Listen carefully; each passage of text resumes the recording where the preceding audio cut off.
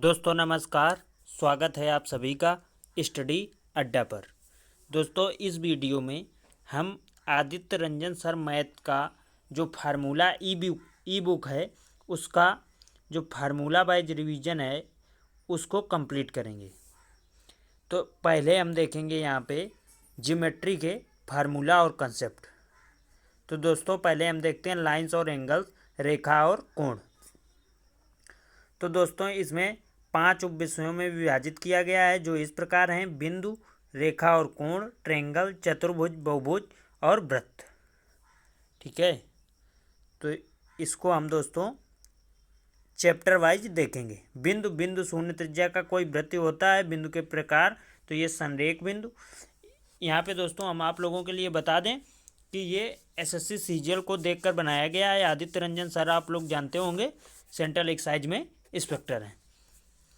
ठीक है, तो उनकी बुक का ये जो फार्मूला रिवीजन है वही है, ये उन्हीं की बुक का है।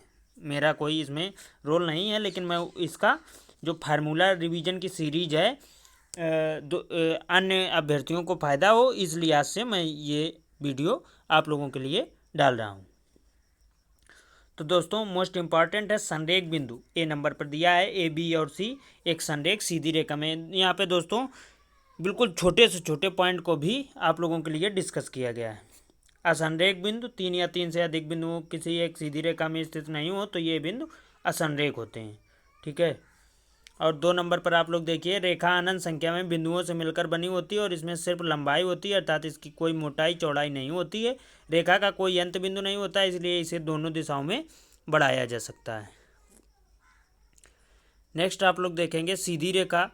ठीक है, इसकी दिशा नहीं बदलती है। क्या है? दिशा नहीं बदलती है। नेक्स्ट आप लोग देखिए, घुमावदार रेखा कर्व के रूप में है ये। ठीक है, रेखाखंड के 2 अंतःबिंदु होते हैं, परंतु बोलने में रेखाखंड को रेखा बोलते हैं। ठीक है, रेखाओं के प्रकार। रेखाएं मूलतः 5 प्रकार की होती हैं। कितने टाइप की? 5 प्रकार की। फर्स्ट पे आप लोग देखेंगे, यहाँ पे देखिए आप लोग। ठीक है, फर्स्ट आप लोग देखिए यहाँ पे प्रतिच्छेदी रेखाएं। तो यदि 2 या 2 से अधिक एक दूसरे को प्रतिच्छेद करती हैं तो वे रेखाएं प्रतिच्छेदी रेखाएं कहलाती हैं। दिए गए चित्र में ए, बी और सी, डी प्रतिच्छेदी रेखाएं हैं। ठीक है, संगामी रेखाएं।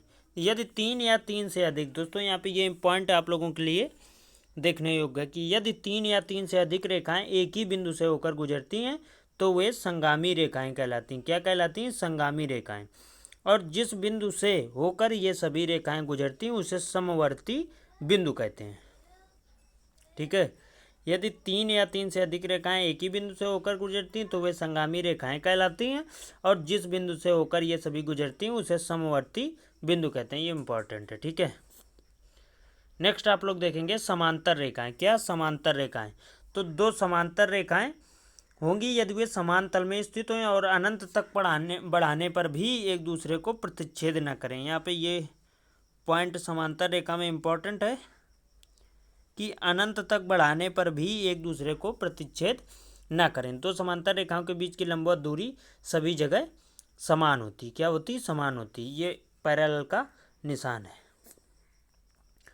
नेक्स्ट दोस्तों देखेंगे लंबवत रेखाएं। यदि रेखाएं समकोण पर प्रतिच्छेद करें। ठीक है, ये अभी इतना इम्पोर्टेंट नहीं, लेकिन मैं बेसिक से शुरुआत से इस बुक को कंप्लीट कराऊंगा।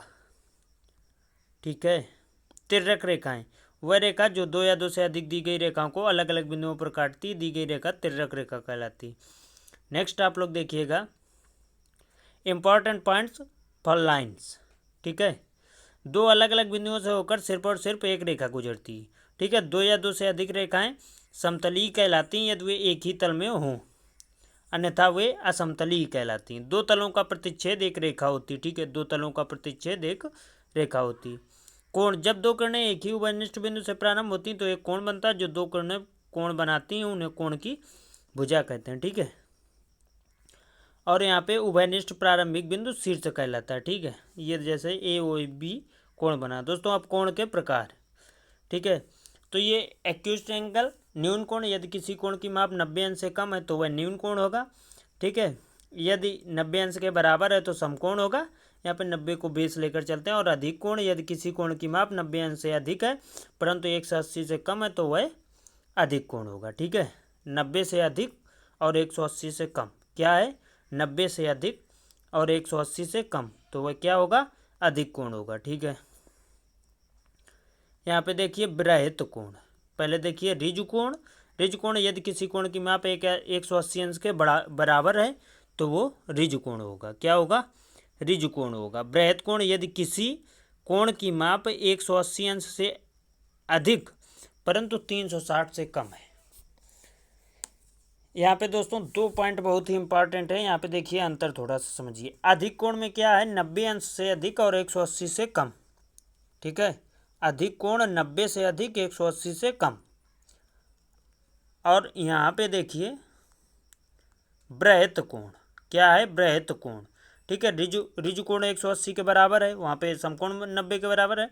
और बृहत कोण में क्या है? यदि किसी कोण की माप 180 अंश से अधिक परंतु 360 अंश से कम हो तो यह कोण बृहत कोण कहलाता है। ठीक है, कोणों का युग्म। ये देखिए आसन्न कोण। दो कोण आसन्न कहे जाते हैं यदि उनके शीर्ष समान हो। क्या हो? शीर्ष समान हो, उनकी एक भुजा उभयनिष्ठ हो, गैर उभयनिष्ठ भुजाएं उभयनिष्ठ भुजा के दोनों ओर हो। ठीक है, दो कोण आसन्न कहे जाते हैं यदि उनके शीर्ष समान हो, उनकी एक भुजा उभयनिष्ठ हो और गैर उभयनिष्ठ भुजाएं उभयनिष्ठ भुजा के दोनों ओर हो। शीर्ष समान और भुजा उभयनिष्ठ, ये इंपॉर्टेंट है। ठीक है, नेक्स्ट आप लोग देखिए पूरक कोण। ये दो कोणों का योग 90 अंश हो। ये दोस्तों आप लोगों के एग्जाम में भी आता है। ठीक है, यदि दो कोणों का योग 90 अंश हो तो वो आपका पूरक कोण होगा। क्या होगा? पूरक कोण। यदि दो कोणों का योग 90 अंश है तो ये दोनों कोण संपूरक कोण कहलाते हैं। ठीक है, यहाँ पे दोस्तों ये प्रिंट शायद मिस्टेक हो सकती है क्योंकि पूरक कोण हेडिंग में है, तो पूरक के कोण, दो कोणों का योग 90 अंश हो तो पूरक कोण कहलाएंगे। ठीक है, समपूरक में ये प्रिंट मिस्टेक हो सकती है इसमें। ठीक है, संपूरक कोण दो कोणों का योग यदि 180 अंश है। ठीक है, नेक्स्ट आप लोग देखिए कोणों का रैखिक योग। दो आसन्न कोण कोणों का रैखिक योग तब बनाते हैं जब उसकी दो असमान भुजाएं दो विपरीत किरण हो। ठीक है, यदि कोई किरण किसी रेखा पर पड़ी हो तो इस प्रकार बने आसन्न कोणों का योग 180 अंश होता है। इसके विपरीत यदि आसन्न कोणों का योग 180 अंश है तो उनकी गैर उभयनिष्ठ भुजाएं दो विपरीत किरणें हैं। ठीक है, नेक्स्ट आप लोग देखिए यहाँ पे क्या देखेंगे? शीर्षाभिमुख कोण। क्या देखेंगे? शीर्षाभिमुख कोण।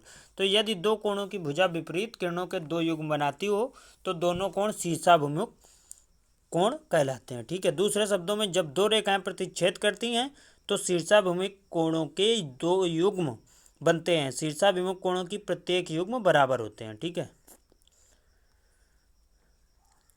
तो यहाँ पे शीर्षाभिमुख कोण के बराबर के बारे में बताया गया है। ठीक है, BOC और AOD। यहाँ पे देखिए BOC और AOD ये शीर्षाभिमुख कोण है। ठीक है, और BOC बराबर AOC, BOC बराबर AOD और AOC बराबर BOD, ये भी होगा। ये जो एंगल है मैं देखो अभी आपका बताता हूँ इसे। ये देखिए आप लोग यहाँ से ये जो एंगल है, ठीक है,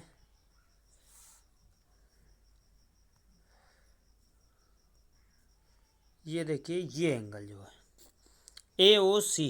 क्या है? AOC, ये जो एंगल है, ठीक है, ये वाला, ये आपका ये हैं आपके शीर्षाभिमुख कोण।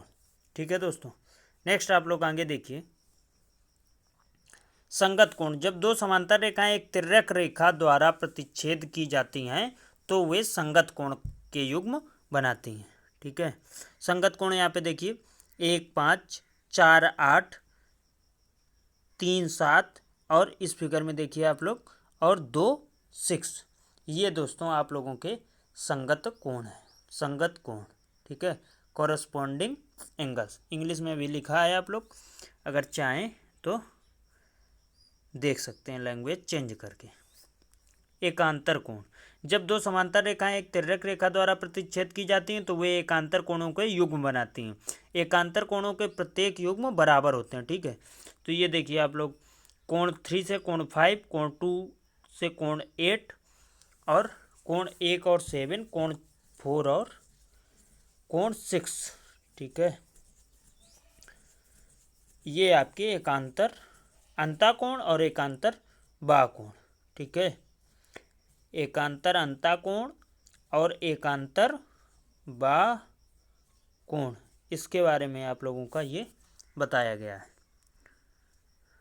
ठीक है, नेक्स्ट दोस्तों आप लोग यहाँ देखेंगे, यदि इसके विपरीत यदि कोई तिर्यक रेखा दो रेखाओं को एक इस प्रकार प्रतिच्छेद करती कि एकांतर अंतःकोणों का एक युग्म बराबर हो तो दोनों रेखाएं समांतर होंगी। ठीक है, ये क्रमागत आंतरिक कोण दिखाए गए 2 और 5, इनका योग 180 होता है। ये दोस्तों आप लोगों के लिए इंपॉर्टेंट है।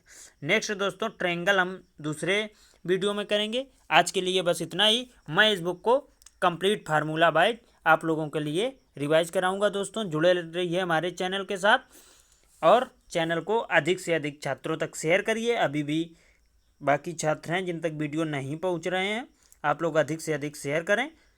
Thanks for watching this video.